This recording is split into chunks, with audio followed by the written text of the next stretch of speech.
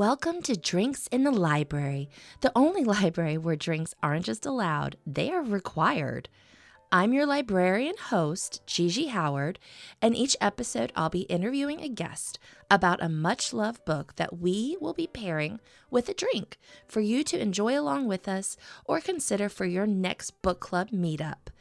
As always, stay curious and support your local library.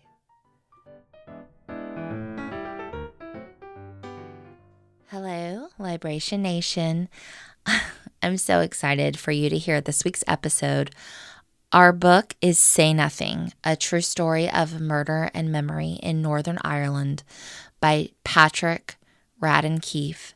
And my guest is the absolutely amazing Forrest Isaac Jones. If you didn't guess it immediately, we pair this book with the most Irish of drinks, a smooth, cold Guinness beer. Forrest Isaac Jones is an award-winning author of nonfiction, history, and essays. He specializes in Irish history, the U.S. Civil Rights Movement, and Northern Ireland, and he lives in Salem, Virginia. His book, Good Trouble, The Selma, Alabama, and Derry, Northern Ireland Connection, 1963 through 1972, is released on April 1st. So if you are listening to this right now, it is out. So I hope that you head right over and pick up a copy. This episode was really special as Forrest spoke with me about his experience writing Good Trouble and also reading Say Nothing, exploring the Northern Ireland Troubles and the Civil Rights Movement in the United States. I can't really say enough about what I learned about reading this book and interviewing Forrest. So all I can say is if you're listening to me right now, please go check out Good Trouble. Also check out Say Nothing. So important and such an interesting dive into history. Also, if you are loving Drinks in the Library, please, wherever you listen to your podcast, leave a review and 5 stars. I really check those out every week, and it's so encouraging when I see the numbers go up. Also, support the show by telling 2 friends about it this week. This helps me grow, and it shares our love of books, reading, and, of course, amazing beverages. All right, let's get to it.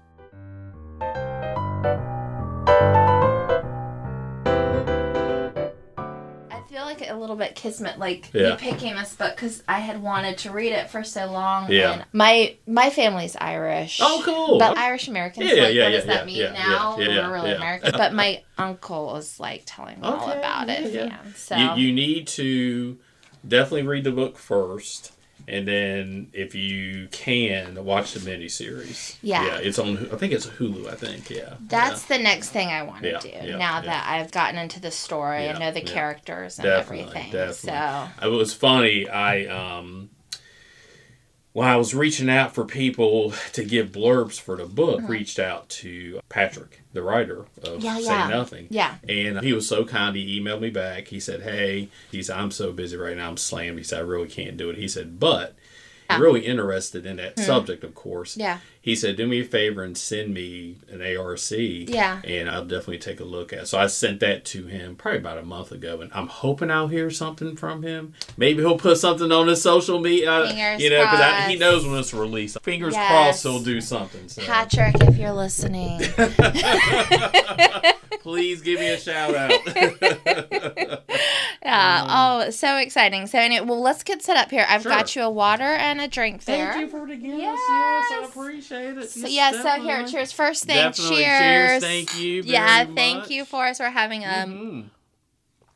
Guinness. I love it. I don't drink beer that much, but I feel like that's one I can get behind because it's so flavorful, light. It is. It's Irish. It's Irish. Cool. Exactly. Yep. Perfect. This is exciting. So today we're talking about Say Nothing, the book by Patrick Radden. Is it Radden or Radden? I think it's Radden. Radden Keefe. Okay. Yeah. A true story of murder and memory in Northern Ireland. So, who were you when you first picked up this book? Let's get into it. Yeah. Now we say, who am I? Just to give you a little background. Yeah. Yeah. Because that definitely impacts you reading this. Definitely. So I'll try to do this in a very condensed version. I ended up teaching, wanted to go into teaching because of my 7th grade history teacher. His name is Buddy Ward, if he's listening, still one of my favorite people in the world. And it was funny because when I was a student, my parents were both teachers. And they never, ever, I have a brother, they never, ever pushed us into teaching. Oh, you need to do this, you need to teach. They just wanted us to maybe organically decide to go into it. So I had Mr. Buddy Ward when I was in 7th grade, social studies, and I just thought he walked on water. I was like, oh my gosh, I want to be Mr. Ward. I want to be a history teacher, and I want to learn about history. So fast forward, I went to Roanoke College, got my bachelor's there in history and education, and I wanted to teach middle school.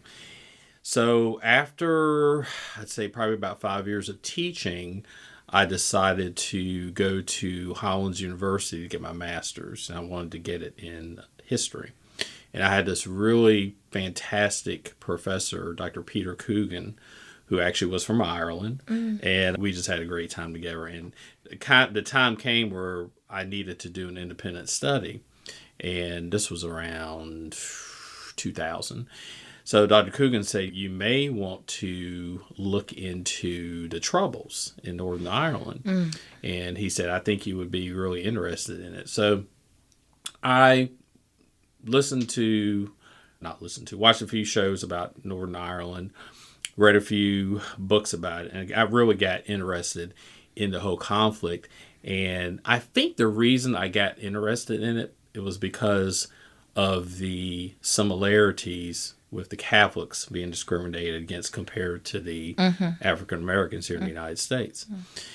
So I went ahead and did my research, and I really I did a little bit of background. Mostly started with Bloody Sunday, 1972, January, where the unarmed Irish marchers were fired upon by the British soldiers. And after that, I basically finished my independent study and just really garnered my interest to study more about Northern Ireland and the Troubles. I was able to graduate, of course, got my master's. I was able to travel to Belfast, Northern Ireland, for the first time in 2001, which was really a neat time to do it because it was right after the Good Friday Agreement, peace agreement, was signed in 1998. And I was in Belfast for about 2 or 3 days. Had a really great time. Loved the city, loved the people. And it just, again, whet my appetite more to learn more and more about it. Fast forward to the book that I wrote, which took about 3 years to write. I visited Belfast again in 2021. You got to remember, this was 20 years later, hadn't been back. And the city was just amazing. It just grown even more diverse. And when I went there in 2021, I wanted to do more of the, I guess, immerse myself more into the tour, talking to people, really learning more about the city. And because basically back in 2001, I was young. I was enjoying myself. I wasn't thinking about that. So 2021 was a more serious trip looking into the history. So it was funny. The more people that I met in 2021, they would come up to me knowing I was from America and being a Black American. They kept saying, man, we took so much from you all. And I was like, what are you talking about?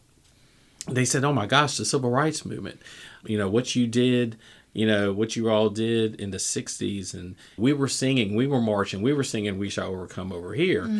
And I was like, wow, I did not know that, because most of my research and study really focused on the Troubles and the IRA and things on that side. So on the same trip, I went to Derry and I visited my friend Julianne Campbell, a writer. She wrote the book about Bloody Sunday. One of the people that was killed was her uncle, Jackie Duddy. He was 17 years old and killed at Bloody Sunday.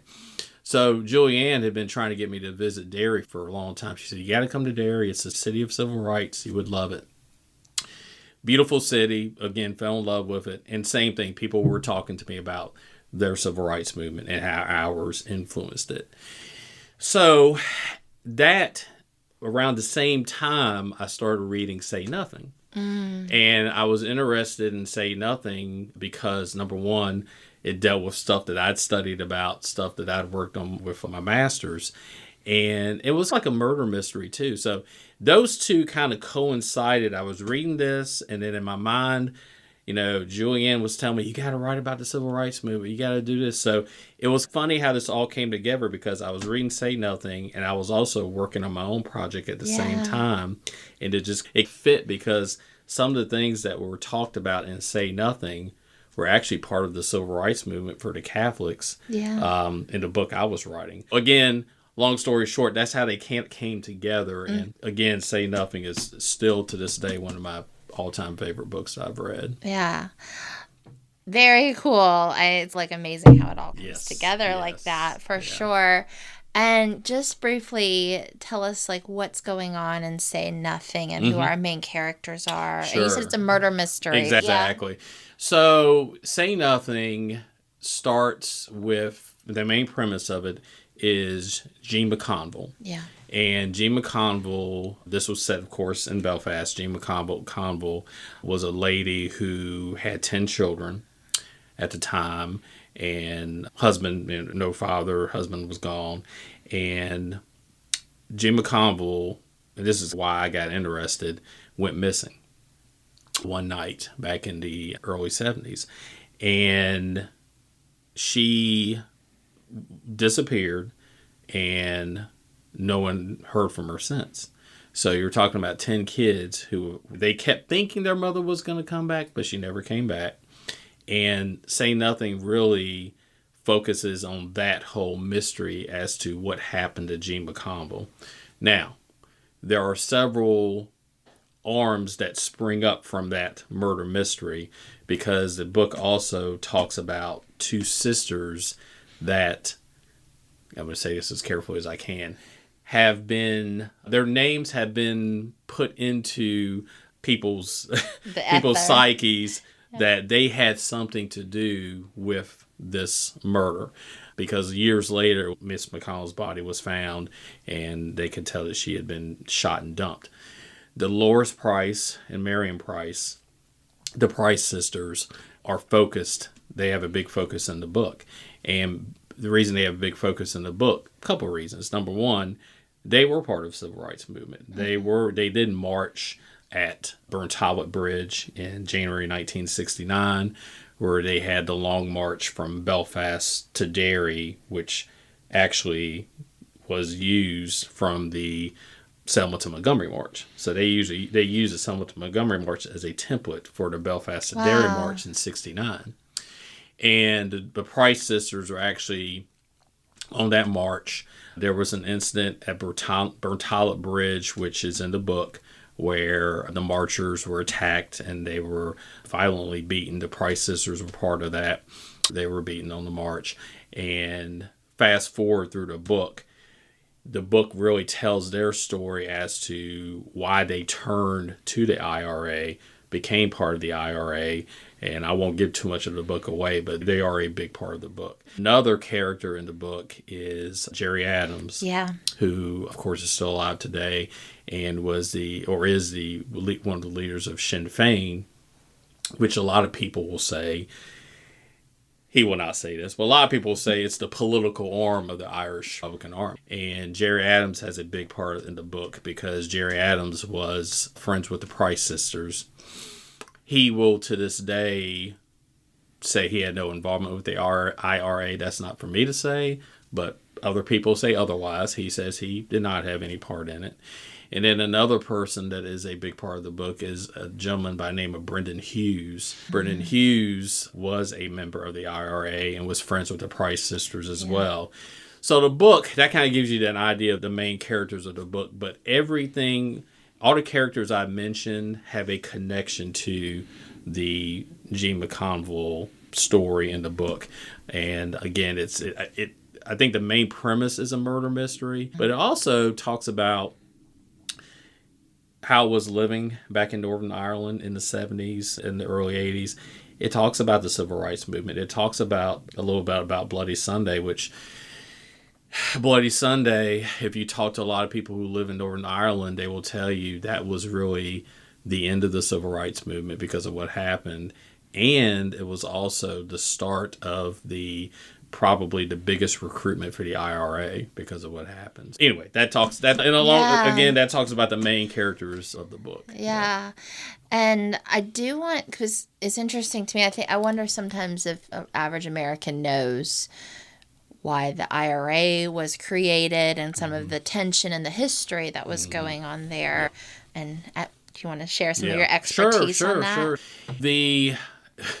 There's probably two parts to this story. You've got the part where you're talking about the partition of Ireland back in the early 20th century.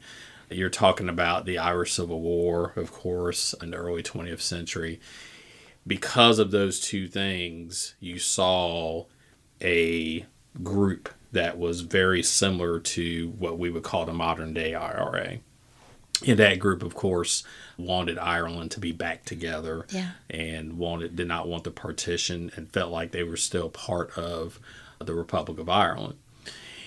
You saw throughout the history that there were some ebbs and flows with the IRA in the mid-20th century. And then when you get to about I'd say probably the late 60s, you saw two things happening in Northern Ireland. You saw the civil rights movement that was taking place, but you also saw the beginning of the armed struggle, which that your listeners will probably have heard of before or seen it on television or whatever. The civil rights movement really hit its peak between 1968 and 1972. 68, 69, 70 especially. What happened in 71, you saw the introduction of internment, meaning anybody could be pulled out of their bed in the middle of the night without any jury, any just cause. They just believed, hey, you're a member of the IRA or you're suspected of this. We're pulling you in for questioning. And internment was really the beginning of the growth of the IRA, modern day IRA that we see today. When Bloody Sunday happened, again, you're talking about a civil rights march against internment. And because of the scale of the deaths that you saw at Bloody Sunday in Derry, again, as my friend Julianne Campbell would say, that killed the civil rights movement. Killed it. And then you saw the growth of the modern day IRA really take up huge focus in Northern Ireland, because you saw people after Bloody Sunday actively saying, I had somebody killed, I knew somebody in the march, I knew somebody that was... They were all using, and understandably so, using Bloody Sunday as a reason to join the IRA. Right. And that's when you really saw the numbers grow. And 72 was a really bad year in terms of the bombing campaign and things like that.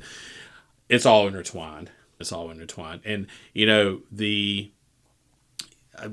one of the things that you and your readers, when they read Say Nothing, will see is that a lot of these people, they were young. They were so young at the time. You're talking about people that weren't even 21 years old or barely 21 years old taking part in this. And again, I firmly believe, and even you can see it in the book, that a lot of them were just disillusioned. They were disillusioned with what was happening. They saw Bloody Sunday. They saw, gosh, we've marched, we've done this.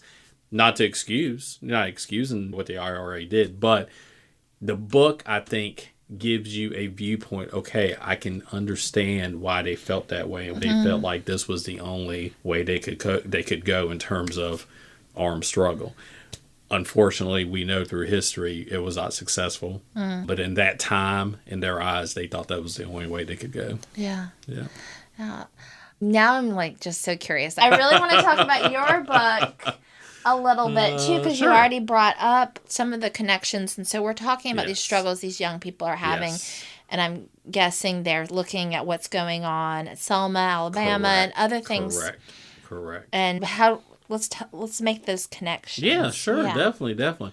Two things that probably connect Say Nothing and in my book Good Trouble would be, number one, you're talking about young people. Young people throughout Say Nothing, throughout Good Trouble, young people were really they were in the middle of all this, and they were the reason that these things were happening. The other thing I would say would be, when you read Say Nothing and Good Trouble, you will see or hear people talk about the same issues that were happening here were happening in Northern Ireland, in Derry, in Belfast. So you're talking about lack of housing. You're talking about voting rights. You're talking about jobs. Those were the three biggies. Again, same things that the African Americans were fighting for in the United States. They were fighting for in Northern Ireland. Yeah. You also see the strength of people marching, the strength of people doing nonviolent protests, the strength of sit-ins, you name it. Those things, again, what was happening here in the United States. And I think a lot of people forget about this, but somebody reminded me about this. It was all televised. It was really, that was the beginning of everything being televised. Yeah. So people saw what was happening in Selma on TV at their dinner table. People saw the marchers being beaten on Bloody Sunday. They saw the march from Selma to Montgomery. Same thing happened in Northern Ireland. Now, the people in Northern Ireland, there's a scene. This is really interesting. There's a scene in Say Nothing in the series where the Price sisters and their family are watching TV and they're seeing not remnants, but pictures from what was happening in the United States in terms of the civil rights movement. So they were seeing what was happening. They were saying, my gosh, look at what they're doing. We can do the same thing. So over in Northern Ireland, again, you had the marches. The other thing that is so interesting is that, and again, this is just it's almost just an unreal connection, is you think about what happened at the Edmund Pettus Bridge on Bloody Sunday. Almost the same exact thing happened on the Burntallet Bridge in 1969. It's so just the irony of both of those things happening. Luckily, in both cases, nobody was killed. But you're talking about people who were horrifically beaten, unarmed, and all they were doing, they were marching. Again, I think that the connections between the two books, same characters. It's interesting too because the Price sisters, who are a huge part in Say Nothing, they actually end up in Good Trouble too. And this is an interesting story. Okay. When I was interviewing a gentleman by the name of Eamon McCann is one of the most well-known civil rights leaders in Northern Ireland. He had several of the civil rights marches in the 60s. He was on the Belfast to Derry March. He was on Burntallet Bridge. He was at Bloody Sunday. This man has seen marches. He's seen people killed right in front of him. He is I think Mr. McCann's in his early 80s right now. I was able to interview him in Derry last summer. It was one of the last interviews I did for the book. Wow. And we talked for an hour, and we're just talking. He's telling me about his marches and what he did. He was like, I got to tell you this story. I was like, sure. He said, we were marching, heading toward Burntallet Bridge, 1969, Belfast to Derry March. And he said, I'm marching. And he said, I hear these girls behind me just talking about music and just, they won't keep their mouths shut. They're laughing. They're just running their mouths. And, he turned around, he told him, he said, will you shut that? I'm not going to say what he said, but shut up. And he said, those are the Price sisters. Wow. And he said that's how he met the Price sisters on the march, because they were running their mouths behind them on the Civil Rights March. And he ended up friends with the Price sisters. Marion is still alive, and I believe she's living in Belfast. And he was saying how he is one of the few people that still talks to her because of all the controversy that surrounds her with G. McConville and some of her activities in the IRA and things like that. But I put that story in the book. I was like, oh my gosh, I got to put this in there because again, it's the connection of Say Nothing. So a little humor in there. Yeah. So are the Price sisters still infamous, do you think, in Ireland? They are. Okay. They are. It's interesting because they were already infamous because of a few things. I'll just hit upon a couple that you'll read and Say Nothing. One was their supposed involvement, of course, of G. McConville's murder. Another one was they took part in the infamous bombing of the Old Bailey courthouse in London, which happened in the early 70s. They went to jail for that. And they are also infamous for they went on a hunger strike while in jail. They were force-fed. I cannot remember how many days in a row, but it was just an insane number of days that they were force-fed in prison, which if you've ever heard about being force-fed or seen pictures, horrific. It's absolutely horrific. They are also still infamous because of their ties to the IRA after they got out of prison. But I think they're probably even more famous now or infamous around the world because of the miniseries. Because when the miniseries came out, then you're talking about people around the world seeing it. I don't want to give the miniseries away, but there was a part near the end of the miniseries where they showed a murder of Gene McConville, at least what they think happened. Yeah. And after the scene was shown, I want to say maybe a month later, Marion Price's lawyer filed a suit against Say Nothing, against the Hulu show. Yeah, the Hulu show against Patrick Radden Keefe and the producers, because I think he was one of the producers, because of the depiction of Marion in the series. So it's going to be interesting what happens with that. But I think because they were already famous, but I think because of the miniseries, I think now they're known worldwide. I can imagine. So in 1972 when all this is happening, they're like 20 something. Exactly. And now they're in their 70s. Or Marion's in her 70s. Yeah, Dolores has passed away, but Marion, I want to say she's in her mid to late 70s. Yeah. And I'm wondering, thinking back on everything that happened, how she feels about it looking back at this point. Yes. And I think that's something that the book talks about it does. too. It does. And she's given, I will say this, they asked for a response about Say Nothing from her. She wouldn't talk to the press, but I think her lawyer basically said a lot of stuff that you saw in the Mary series is false.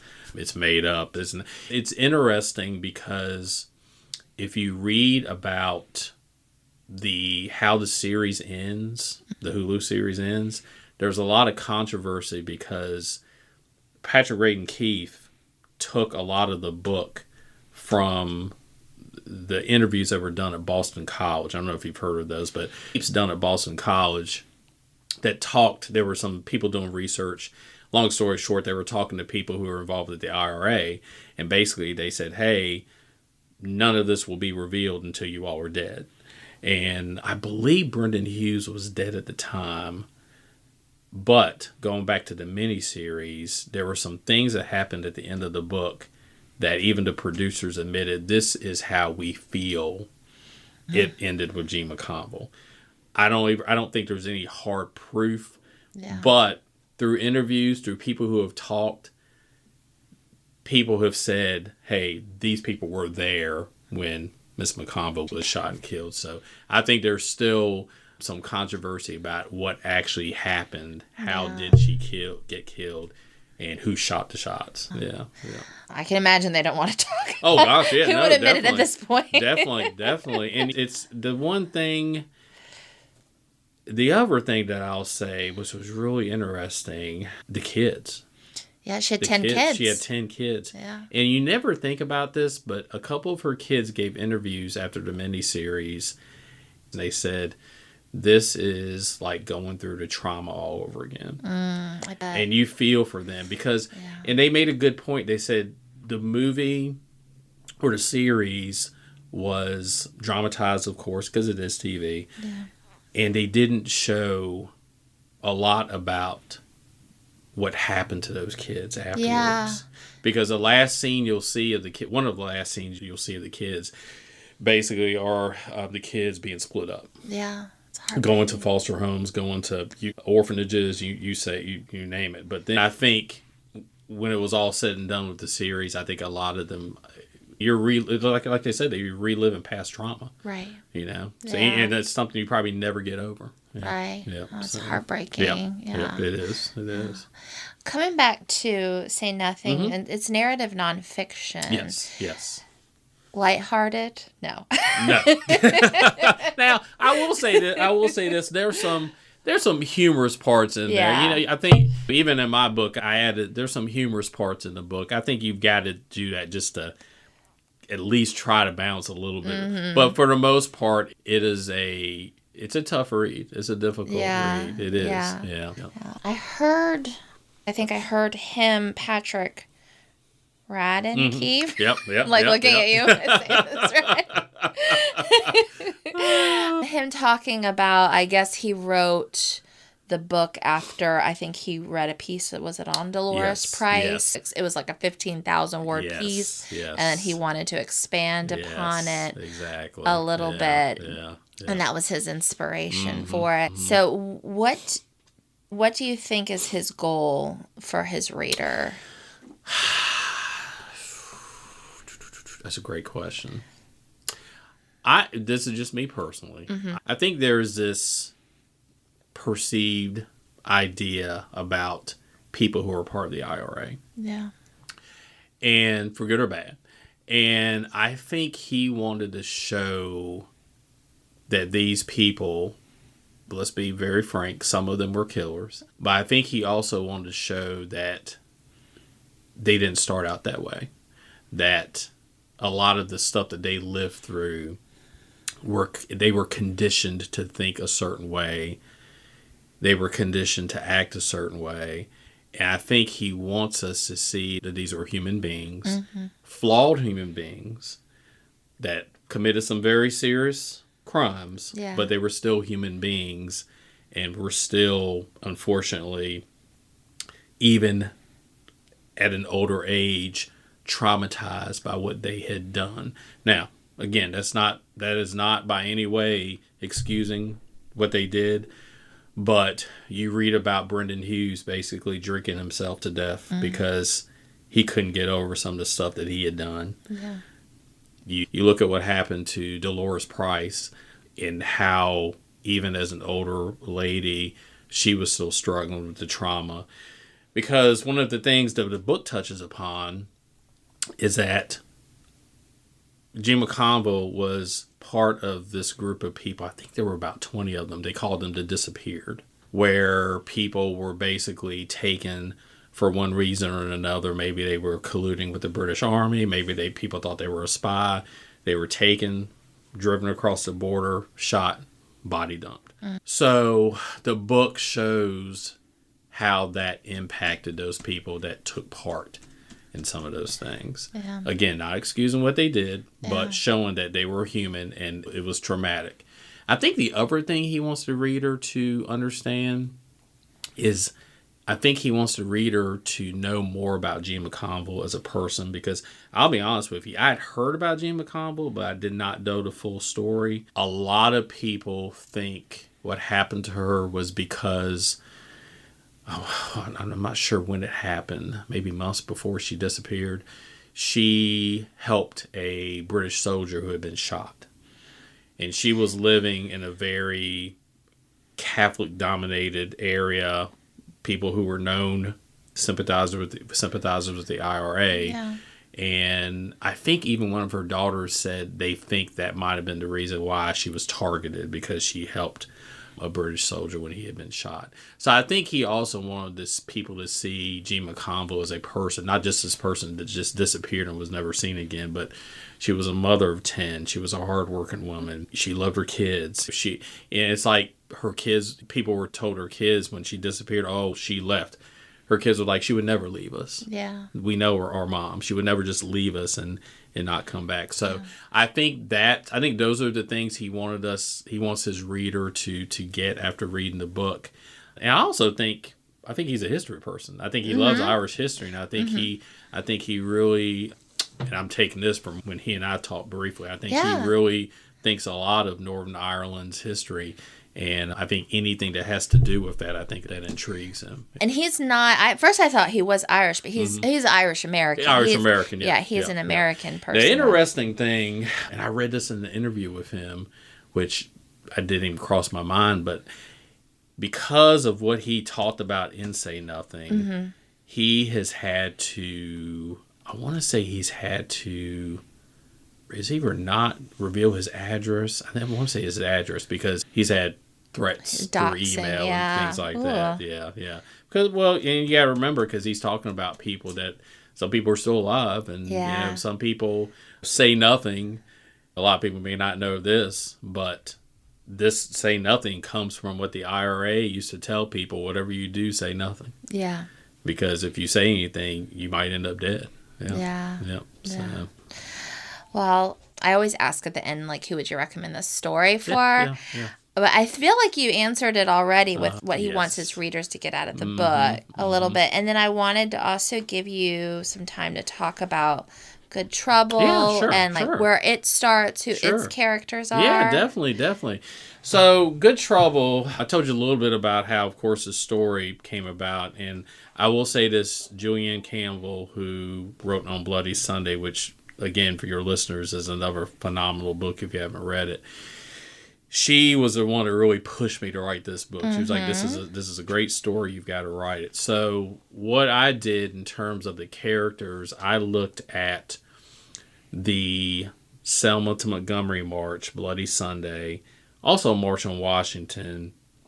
And I looked at people like John Lewis, who was featured prominently. That's where we get our title. Correct. That's where we get Good Trouble from. I looked at people like, of course, Martin Luther King Jr.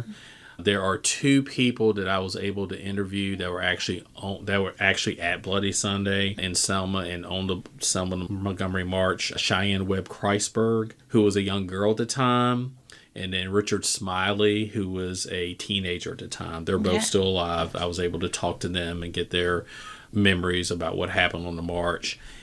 And then, which I love, I was able to interview my parents. Oh, really? My mom, both my parents in their early 80s. My mom was actually at the 1963 March on Washington. Wow. So she was able to tell stories about that. My dad, of course, met my mom while they were in college. We were talking about Salisbury. They went to Livingstone College in Salisbury, and they actually marched to integrate lunch counters and a movie theater in Salisbury. So I was able to interview them about that. And then that really takes us up to the civil rights movement in Northern Ireland, and I was able to, of course, interview Julianne, whose uncle was at Bloody Sunday. I wanted to talk to her. Eamon McCann, who we mentioned, fantastic to talk to. I interviewed a lady by the name of Delia McDermott, who was a teenager at the time of the civil rights marches and saw a lot of interesting stuff there. Billy McVeigh, and your listeners may recognize Billy's name. Billy was part of the BAFTA-winning miniseries Once Upon a Time in Northern Ireland, which was shown on PBS last year. Won a couple of awards. Billy was a teenager at the time during the civil rights movement. Billy was interned several times, beaten by police. He's got so many stories. It was amazing to talk to him. So I was able to talk to a lot of people that were actually on the front lines. And that meant a lot to me because as a historian, you want to get primary sources, people that were there, people that can tell you firsthand accounts of what happened with whatever you're writing about. I also, of course, did research in the National Archives. Bernadette Devlin, who was a huge civil rights leader in Northern Ireland, I was able to read some interviews that she did that were some rare interviews, which was great. All in all, got about 15 interviews in the book, and it was neat to put it all together and show how they connected. The project took about 3 years to complete. It was well worth the time, and I was just so lucky to be able to talk to so many people. One thing I will mention too is that one thing I learned doing the book is that even though these things that the people went through happened 60 years ago, 55, 60 years ago, it still to this day affects people. And it's still to this day, it's tough for people to talk about those traumatic experiences. And I had to, as a historian, as an interviewer, as a podcaster, you got to be really sympathetic and careful the questions you ask, how much you push, because you don't want people to be re-traumatized. Right. You want people to tell you what they want to tell you. So I had to be really cognizant of that when I was interviewing. But wonderful project. Julianne Campbell did the introduction for the book. And again, cool. The project was just wonderful to do. Yeah, excited. Who would you recommend your book to? I would recommend my book to several people. I think anybody who's a fan of nonfiction, I think would really enjoy it. I think anybody that's a fan of history would enjoy it. I think anybody that is interested in Northern Ireland and their history, their civil rights movement, the Catholic civil rights movement, anybody that wants to get I would say, a view of what people saw through their eyes on these civil rights marches, I think would enjoy the book. I also think it shows, somebody said, what would be the reason you would tell people to read this book? I think the big thing is it shows people that we're so much stronger working together. You have people who want to divide, be it whoever, and people can do so much when they work together and they believe in a common cause. And Eamon McCann gave a great quote in the book.